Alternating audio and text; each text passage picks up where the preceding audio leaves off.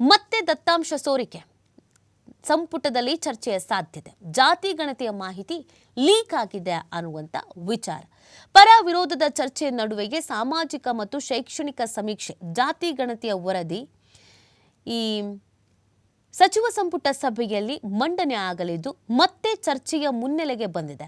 ಅಲ್ಲದೆ ವರದಿಯಲ್ಲಿನ ಜಾತಿವಾರು ಜನಸಂಖ್ಯೆಯ ಅಂಕಿ ಸಂಖ್ಯೆ ವಿವರ ಮತ್ತೆ ಸೋರಿಕೆ ಆಗಿದ್ದು ಸಭೆಯಲ್ಲಿ ಈ ವಿಚಾರವು ಸದ್ದು ಮಾಡುವ ಸಾಧ್ಯತೆ ಇದೆ. ಈ ಹಿಂದೆನೇ ಸೋರಿಕೆ ಆಗಿದೆ ಅಂತ ಹೇಳಲಾಗ್ತಾ ಇತ್ತು. ಆಗ್ಲೇ ನಾನಾ ರೀತಿಯಾದಂಥ ಪ್ರಶ್ನೆ ಇತ್ತು, ಅದು ಹಿಂಗೆ ಸರ್ಕಾರದ ಕಡೆಯಿಂದ ಅಧಿಕೃತವಾಗಿ ಬಿಡುಗಡೆನೇ ಆಗಿಲ್ಲ, ಹಿಂಗೆ ಸೋರಿಕೆ ಆಗತ್ತೆ ಅಂತ. ಈಗ ಮತ್ತೆ ಅದೇ ವಿಚಾರ ಮುನ್ನೆಲೆಗೆ ಬರ್ತಾ ಇರುವಂಥದ್ದು.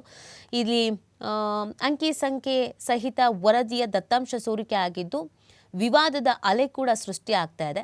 ಮುಖ್ಯವಾಗಿ ಲಿಂಗಾಯತ ಹಾಗೂ ಒಕ್ಕಲಿಗ ಸಮುದಾಯವು ಜಾತಿ ಗಣತಿ ಅವೈಜ್ಞಾನಿಕವಾಗಿದ್ದು ಯಾವುದೇ ಕಾರಣಕ್ಕೂ ಸರ್ಕಾರ ವರದಿ ಸ್ವೀಕರಿಸದಂತೆ ಒತ್ತಾಯಿಸಿದ್ದಾರೆ. ಅಂದಿನ ಸಿದ್ದರಾಮಯ್ಯ ಸರ್ಕಾರ ಕೂಡ ವರದಿಯಿಂದ ಅಂತರ ಕಾಯ್ದುಕೊಂಡಿತ್ತು. ಆಮೇಲೆ ಬಂದ ಸರ್ಕಾರಗಳು ವರದಿಯನ್ನು ಸ್ವೀಕಾರಕ್ಕೆ ಮುಂದಾಗಿರಲಿಲ್ಲ.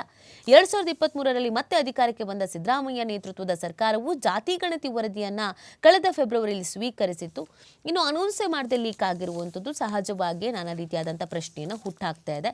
ಜಾತಿವಾರು ಜನಸಂಖ್ಯೆಯ ಅಂಕಿಅಂಶ ಲೀಕ್ ಆಗಿದೆ ಅಂತ ಏನು ಹೇಳಲಾಗ್ತಾ ಇದೆಯೋ, ಇತ್ತೀಚೆಗೆ ಸೋರಿಕೆ ಆದಂಥ ಜಾತಿವಾರು ಅಂಕಿ ಸಂಖ್ಯೆ ಒಂದಷ್ಟು ವೈರಲ್ ಆಗ್ತಾಯಿದೆ. ಅದನ್ನು ನಾವು ನೋಡೋದಾದರೆ ಪರಿಶಿಷ್ಟ ಜಾತಿ 1 ಕೋಟಿ, ಪರಿಶಿಷ್ಟ ಪಂಗಡ 40.45 ಲಕ್ಷ, ಮುಸ್ಲಿಮರು 70 ಲಕ್ಷ, ಲಿಂಗಾಯತರು 65 ಲಕ್ಷ, ಒಕ್ಕಲಿಗರು 60 ಲಕ್ಷ, ಕುರುಬರು 45 ಲಕ್ಷ, ಈಡಿಗರು 15 ಲಕ್ಷ, ವಿಶ್ವಕರ್ಮ 15 ಲಕ್ಷ, ಬೆಸ್ತರು 15 ಲಕ್ಷ, ಬ್ರಾಹ್ಮಣರು 14 ಲಕ್ಷ, ಗೊಲ್ಲ ಯಾದವರು 10 ಲಕ್ಷ, ಅರೆ ಅಲೆಮಾರಿ 6 ಲಕ್ಷ, ಮಡಿವಾಳರು 6 ಲಕ್ಷ, ಸವಿತಾ ಸಮಾಜ 5 ಲಕ್ಷ, ಕುಂಬಾರರು 5 ಲಕ್ಷ. ಇದು ಸೋರಿಕೆ ಆಗಿರೋದ್ರಲ್ಲಿ ಇರುವಂಥ ಮಾಹಿತಿ ಆಗಿದೆ. ಇದೇನು ಅಧಿಕೃತ ಮಾಹಿತಿ ಅಲ್ಲ.